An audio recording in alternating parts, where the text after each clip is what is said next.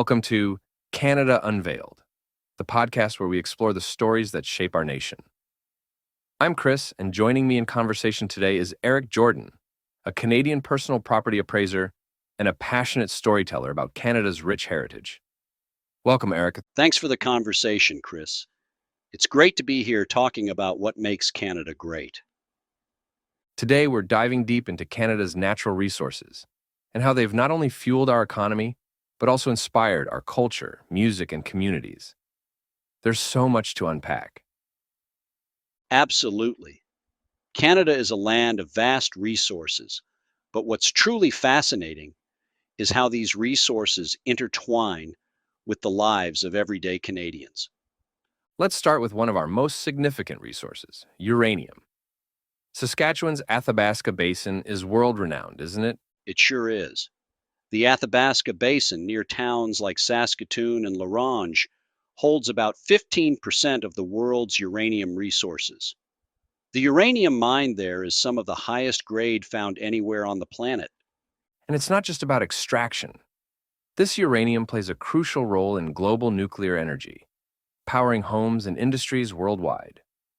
That's right. It's a prime example of how Canada's resources have a global impact. The innovation and technology developed around uranium mining also showcase our commitment to sustainable and responsible resource management. Speaking of energy, we can't overlook Alberta's oil sands. Indeed, places like Fort McMurray and Cold Lake are the heart of Canada's oil industry. With about 10% of the world's proven oil reserves, Alberta is a powerhouse. Advanced extraction techniques have really pushed the industry forward, balancing economic growth with environmental concerns. Exactly.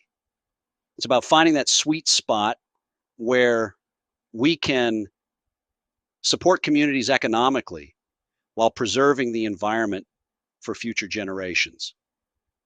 Moving west to British Columbia, natural gas is another significant player. Yes, towns like Grande Prairie in Alberta and Fort St. John in BC are hubs for natural gas production. Canada contributes about 4% to the global production, which is impressive given we hold only about 1% of the world's reserves. It's fascinating how efficient infrastructure and technology can amplify our contribution on the world stage. Absolutely. And the extensive pipeline networks we have ensure that natural gas reliably reaches both domestic and international markets. Now, let's talk about something that's been gaining attention: rare earth elements in Saskatchewan. The Saskatchewan Research Council in Saskatoon has established North America's first rare earth processing facility.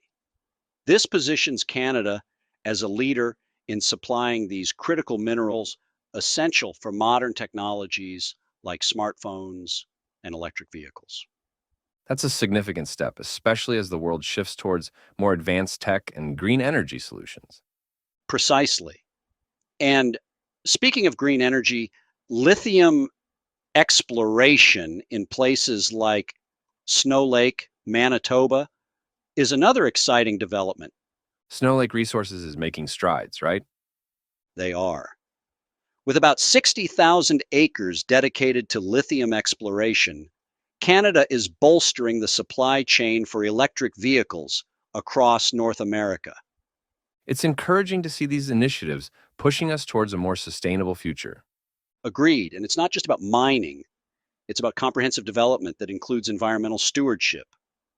Let's shift gears to fishing, a resource that's both economic and deeply cultural, especially in Atlantic Canada. Fishing is the lifeblood of many coastal communities.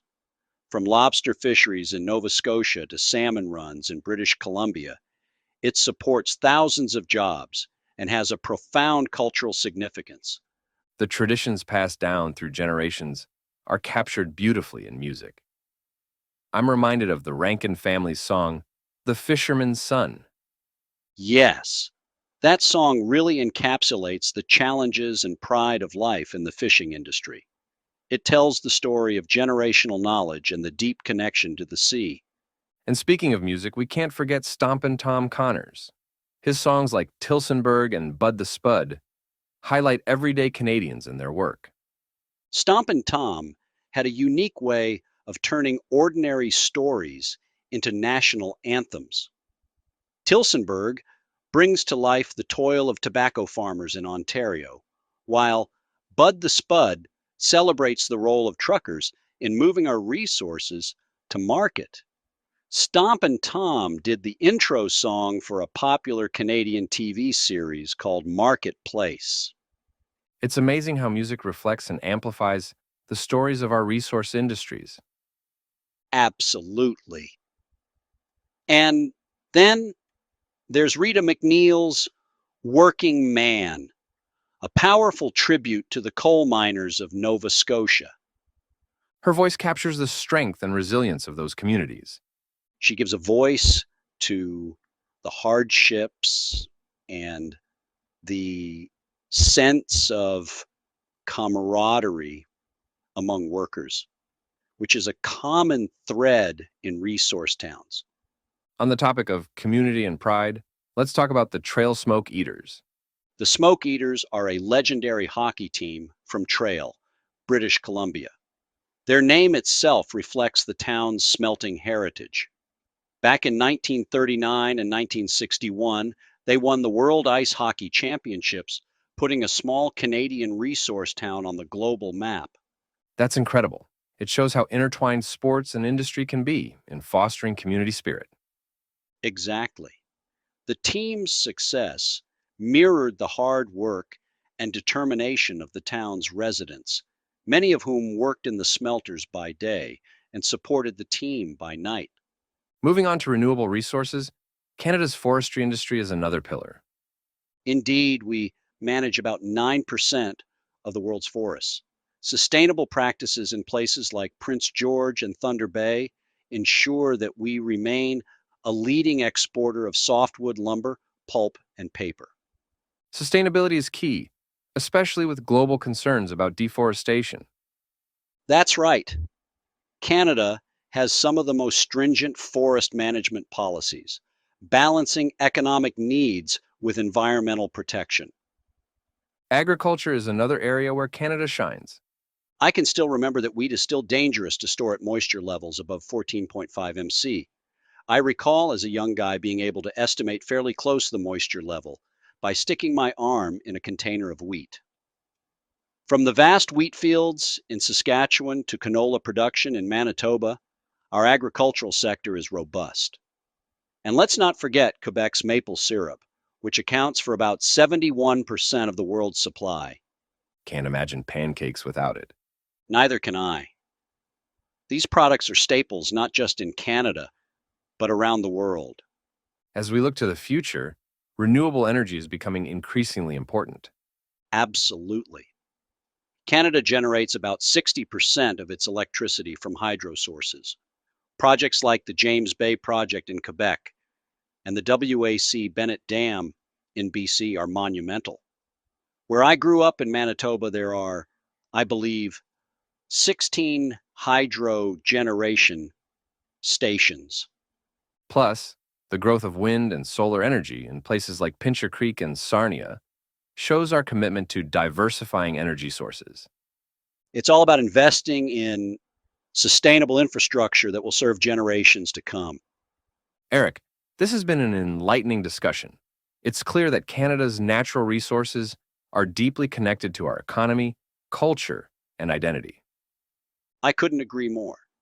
It's the people behind these resources, the workers, the communities, that truly make Canada remarkable. Canada's intangible assets. Before we wrap up, any final thoughts? Just that understanding our resources is crucial, but so is recognizing and celebrating the stories of those who bring them to us. It's a collective effort that defines who we are as a nation. I like to believe that my intangible asset methodology can help raise our standard of living. Well said. Thank you so much for joining us today, Eric. My pleasure, Chris.